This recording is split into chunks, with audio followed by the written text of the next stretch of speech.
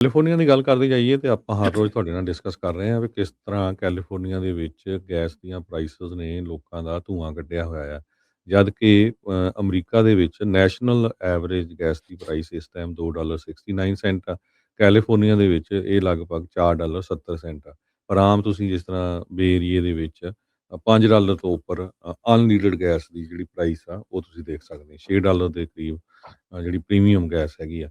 ਸੋ ਇਹਦੇ ਕਾਰਨ ਇਹੀ ਆ ਭਈ ਇਨਵਾਇਰਮੈਂਟ ਨੂੰ ਲੈ ਕੇ ਇਹਨਾਂ ਨੇ ਕਈ ਜਿਹੜੀਆਂ ਰਿਫਾਈਨਰੀਜ਼ ਆ ਉਹ ਭਜਾ ਦਿੱਤੀਆਂ ਹੈਗੀਆਂ। ਹੁਣ ਬਹਾਮਾਸ ਤੋਂ ਤੇਲ ਆਉਂਦਾ, ਉੱਥੋਂ ਪਾਈਪਸ ਨਹੀਂ ਹੈਗੀਆਂ, ਸੋ ਖਰਚਾ ਜ਼ਿਆਦਾ ਪੈ ਰਿਹਾ ਹੈਗਾ।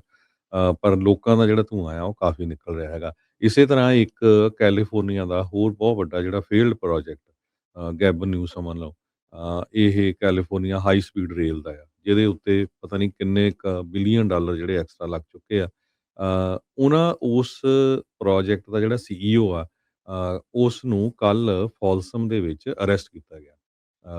ਅਰੈਸਟ ਵੀ ਉਸ ਟਾਈਮ ਕੀਤਾ ਗਿਆ ਜਿਸ ਟਾਈਮ ਉਹਨੇ ਪਹਿਲਾਂ ਗੈਬਨ ਨਿਊਸਮ ਹੋਣਾ ਦੇ ਨਾਲ ਮੀਟਿੰਗ ਕੀਤੀ ਸੀ। ਉਹ ਤੋਂ ਬਾਅਦ ਉਹ ਘਰ ਗਏ। ਸੋ ਕੈਲੀਫੋਰਨੀਆ ਹਾਈ ਸਪੀਡ ਦਾ ਸੀਈਓ ਆਇਨ ਚੌਧਰੀ ਹੈਗਾ ਆ। ਸੋ ਜਦੋਂ ਘਰ ਗਏ, ਘਰ ਜਾ ਕੇ ਉਹਨਾਂ ਨੇ ਆਪਣੀ ਵਾਈਫ ਨੂੰ ਗਾਲਾਂ-ਗੂਲਾਂ ਕੱਢੀਆਂ, ਨਾਲ ਆਪਣੀ ਕੁੜੀ ਨੂੰ ਵੀ ਕੱਢੀਆਂ। ਫਿਆਂਸੀ ਆ ਐਕਚੁਅਲੀ ਉਹਦੀ। ਤੇ ਉਸ ਤੋਂ ਬਾਅਦ 911 ਕਾਲ ਹੋਈ ਤੇ ਉਸ ਨੂੰ ਕਸਟਡੀ 'ਚ ਲੈ ਲਿਆ ਗਿਆ ਤੇ ਉਹਦੇ ਉੱਤੇ ਸਸਪੀਸ਼ਨ ਆਫ ਮਿਸਡਮੀਨਰ ਬੈਟਰੀ ਦੇ ਚਾਰਜਸ ਲਾਏ ਗਏ ਹੈਗੇ ਆ। ਇਹ ਫੋਲਸਮ ਦੀ ਜਿਹੜੀ ਪੁਲਿਸ ਡਿਪਾਰਟਮੈਂਟ ਆ ਉਹਨਾਂ ਨੇ ਕਨਫਰਮ ਕੀਤਾ ਹੈਗਾ।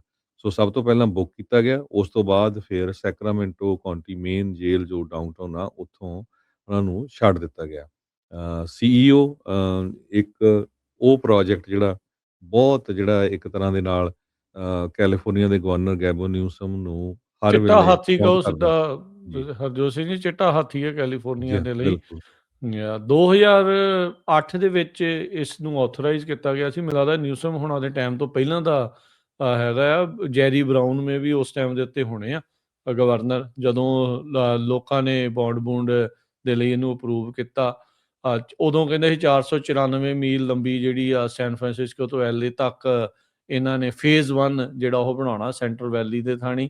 ਕਹਿੰਦੇ ਸੀਗੇ ਵੀ ਜੁਲਾਈ 2025 ਤੱਕ ਜਿਹੜਾ ਲੰਘ ਗਿਆ ਪਿਛਲਾ ਸਾਲ, ਵੀ ਇਹਦੀ ਇਨੀਸ਼ੀਅਲ ਓਪਰੇਟਿੰਗ ਸੈਗਮੈਂਟ ਜਿਹੜਾ ਉਹ ਚੱਲ ਪਊਗਾ। ਉਹਦੇ ਵਿੱਚ ਕਹਿੰਦੇ ਵੀ 35% ਰੇਲ ਜਿਹੜੀ ਇਹ ਚੱਲ ਪੈਣੀ ਆ। ਟਾਪ ਸਪੀਡ 220 ਮੀਲ ਦੀ ਇਸ ਦੇ ਵਿੱਚ ਜਿਹੜੀ ਉਹ ਹੋਊਗੀ। ਸੋ ਸਟੇਟ ਵਾਈਡ ਬੈਲਟ ਸੀਗਾ ਹਰਜੋਤ ਸਿੰਘ ਜੀ। ਲੋਕਾਂ ਨੇ ਬੜੀਆਂ ਆਸਾਂ ਉਮੀਦਾਂ ਦੇ ਨਾਲ ਵੋਟ ਪਾ ਕੇ ਕਿਹਾ ਸੀਗਾ ਵੀ ਯਾਰ ਆਹ ਤਾਂ ਬੜਾ ਭਲਾ ਕੰਮ ਹੋਊਗਾ, ਵੀ ਆਪਾਂ ਰਵਾਂਗੇ ਸੈਂਟਰ ਵੈਲੀ ਸਸਤੇ ਥਾਂ ਤੇ, ਆਉਣਾ ਜਾਣਾ ਹੋਊਗਾ LA ਵਾਲੇ ਪਾਸੇ ਨੂੰ ਜਾਂ ਸੈਨ ਫਰਾਂਸਿਸਕੋ 'ਚ, ਜਿੱਥੇ ਅਫੋਰਡੇਬਿਲਟੀ ਦੇ ਕ੍ਰਾਈਸਿਸ ਜਿਹੜੇ ਉਹ ਚੱਲ ਰਹੇ ਆ। ਪਰ ਜਿੱਦਾਂ ਦੱਸ ਹੀ ਰਹੇ ਆ ਵੀ ਅਜੇ ਤੱਕ ਕੁਛ ਵੀ ਜਿਹੜਾ ਉਹ ਨਹੀਂ ਬਣਿਆ ਹੋਇਆ। ਪਟੜੀ ਜਿਹੜੀ ਆ ਪਤਾ ਨਹੀਂ ਕਿਤੇ ਵਿਛੀ ਆ ਕਿ ਨਹੀਂ ਵਿਛੀ। ਹਾਂ, ਕੰਸਟਰਕਸ਼ਨ ਜੀ ਜਿਹੜੀ ਉਹ ਕਦੀ ਜਿਹੜੀ ਉਹ ਚੱਲ ਪੈਂਦੀ, ਕਦੀ ਰੁਕ ਜਾਂਦੀ ਆ।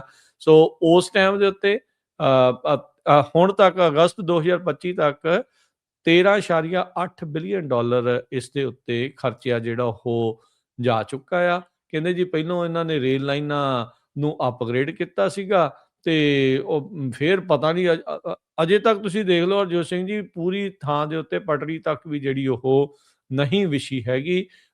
ਜਿੰਨਾ ਇਹਨਾਂ ਨੇ ਆਖਿਆ ਸੀਗਾ ਉਹ ਤੋਂ ਕਈ ਗੁਣਾ ਵੱਧ ਮਨੀ ਆਲਰੇਡੀ ਇਸ ਦੇ ਉੱਤੇ ਸਪੈਂਡ ਹੋ ਚੁੱਕੀ ਆ। ਹੁਣ ਫੈਡਰਲ ਸਰਕਾਰ ਦੇ ਮੂਹਰੇ ਝੋਲੀ ਅੱਡ ਕੇ ਜਿਹੜੇ ਕੈਲੀਫੋਰਨੀਆ ਵਾਲੇ ਬੈਠੇ ਰਹਿੰਦੇ ਆ ਵੀ ਸਾਨੂੰ ਹੋਰ ਮਨੀ ਦਿਓ ਤਾਂ ਜੋ ਅਸੀਂ ਪੂਰਾ ਜਿਹੜਾ ਇਸ ਨੂੰ ਕਰ ਸਕੀਏ। ਇੱਕ ਪੋਲੀਟੀਕਲ ਗੈਂਬਿਟ ਜਿਹੜਾ ਉਹ ਇਹਨਾਂ ਨੇ ਬਣਾ ਕੇ ਰੱਖ ਲਿਆ ਆ। ਤੇ ਬਾਕੀ ਜਿਹੜੀ ਰਹੀ ਗੱਲ CEO ਸਾਹਿਬ ਦੀ, ਵੀ ਕਮਾਲ ਦੀ ਗੱਲ ਹੀ ਆ ਵੀ ਐਡੀ ਵੱਡੀ ਤੁਸੀਂ ਰੇਲ ਅਥਾਰਟੀ ਦੇ CEO ਬਣੇ ਆ, ਜਿਹਨੇ ਪਤਾ ਨਹੀਂ ਕਿ ਬਿਲੀਅਨਸ ਆਫ ਡਾਲਰ ਡਕਾਰ ਲਏ ਆ।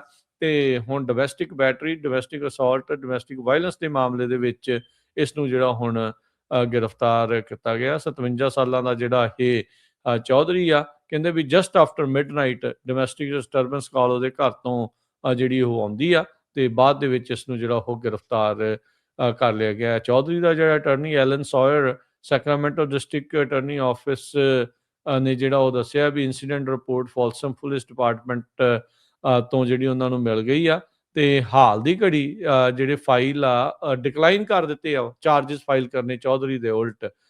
ਸੋ ਇਹ ਹੁਣ ਦੇਖੋ ਅੱਗੇ ਹਰਜੋਤ ਸਿੰਘ ਜੀ ਕੀ ਬਣਦਾ ਆ। ਬਈ ਫੜਿਆ ਜਿਹੜਾ ਉਹ ਜ਼ਰੂਰ ਗਿਆ ਆ, ਪਰ ਸੈਕਰਾਮੈਂਟੋ ਡਿਸਟ੍ਰਿਕਟ ਅਟਰਨੀ ਆਫਿਸ ਨੇ ਜਿਹੜਾ ਤੇ ਅਜੇ ਤੱਕ ਜਿਹੜੇ ਇਸ ਦੇ ਉੱਤੇ ਚਾਰजेस ਆ ਉਹ ਫਾਈਲ ਨਹੀਂ ਕੀਤੇ ਗਏ ਹੈਗੇ।